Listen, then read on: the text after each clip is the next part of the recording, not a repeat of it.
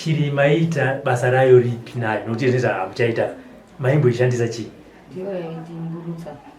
yaita sei yaijimburutsa ndo yanga iri ndege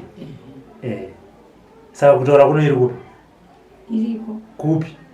KuMabvuku kuwamtoko kupi iri KuMabvuku KuMabvuku inogara pai inogara nasimemba mjasimemba makaitora kupi Shiri yakasiona wakafa vo vakatokusira Ndege inotodyiwa chikafu sedzimwe Shiri kana kuti inongodyawo chikafu icho chatinenge taendawo kunodyawo wo chamune maenda kunodyawo kureva kuti inodya nyama sekuru vari kutaura kuti Shiri iri kuti iwewe uda kundiendesa kupi inini iri kukutiwo chii iri kutorana tini handiri kuenda saka ndikati rega ndiende sekuru waona kuti wangandipawo here zvokuti Shiri ibvume uya naye urayi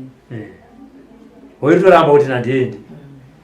For these and more stories, tune in to Zim News Bit TV with Robert Tafumani.